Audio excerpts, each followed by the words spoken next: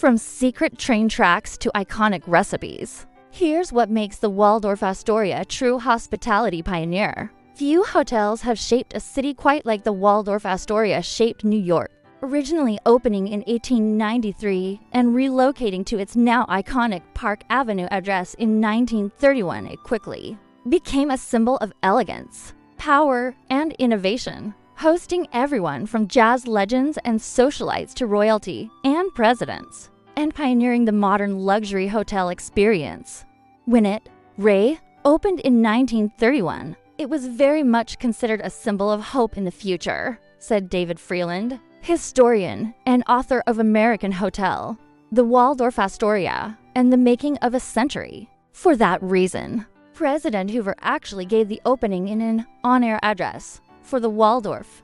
Here are 6 reasons why the Waldorf Astoria still deserves its place in hospitality history. 1. It pioneered modern hospitality. The Waldorf Astoria introduced amenities now considered standard in upscale hotels. It was the first modern hotel to offer room service, in-room telephones, and have celebrity chefs. These features, along with its lavish interiors like its grand lobby, were part of the reason for its popularity with the upper crust of New York society. From the very beginning in the 1890s, the Waldorf became known for hosting royalty ambassadors, diplomats, also leading figures in culture and in the arts. Freeland told the BBC. That reputation continued really throughout its history. 2. It helped redefine fine dining. In an era when New York's elite still mostly dine at home, the Waldorf helped make restaurants fashionable. In fact, it was one of the first locations in the city where it was socially acceptable for women to eat alone in public.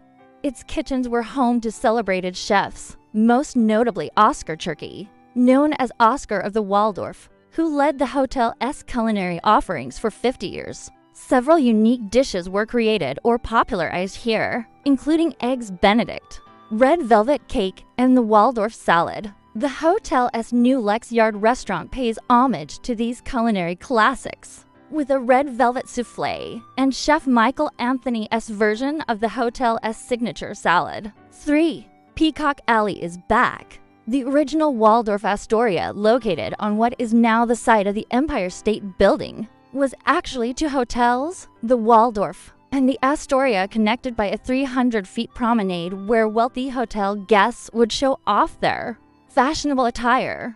Known as Peacock Alley, it became the place to see and be seen. That same space has been reimagined and now sports a beautiful new mural behind the bar, along with the hotel's original 1893 lobby clock and Cole Porter's grand piano, a nod to the composer who lived at the Waldorf from 1935 until his death in 1964. In keeping with tradition, it's still a perfect place to sip a cocktail and watch stylish guests glide through the lobby. 4. There's a secret train track underneath. Securing an entire city block for a new development was a feat even in 1931. The Waldorf Astoria managed it by taking over the New York Central Railroad's rail yard after its steam engines were converted to electricity and relocated underground. More like this, 8 of the world's most extraordinary tiny hotel rooms. A journey through the United States of barbecue borrowed Hotel Teaspoon returned 83 years later.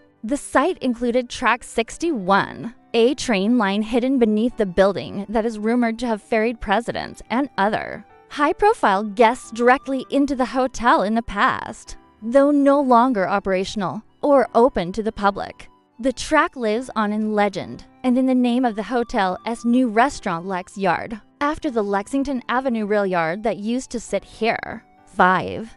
The hotel had a hand in ensuring that the UN's mission of international cooperation wasn't derailed by the racist segregationist policies that were prominent in the U.S. at the time. The UN Secretariat had been very concerned about the question of accommodation for UN delegates, guests, and personnel, some of whom were people of color. This was at a time when certain hotels in New York still practiced some form of unofficial segregation, explained Freeland. So, the UN made an arrangement with the Waldorf. The Waldorf agreed to welcome all guests regardless. of color, and in exchange, it would become the UN's preferred hotel for housing and events. 6.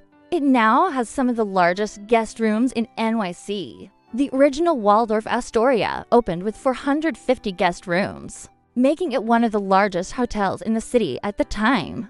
Over the years, the number ballooned to 400 as both the city and the hotel's reputation grew. The renovation has returned to its roots, cutting the room count down to just 375 while expanding their size dramatically, averaging more than 570 square feet. The new rooms are bigger than many New York City apartments. Now that you've learned a little more about the Waldorf Astoria, it's time to hear your thoughts. What do you think? Would you stay here? Let us know in the comments below. And don't forget to subscribe for more stories like this.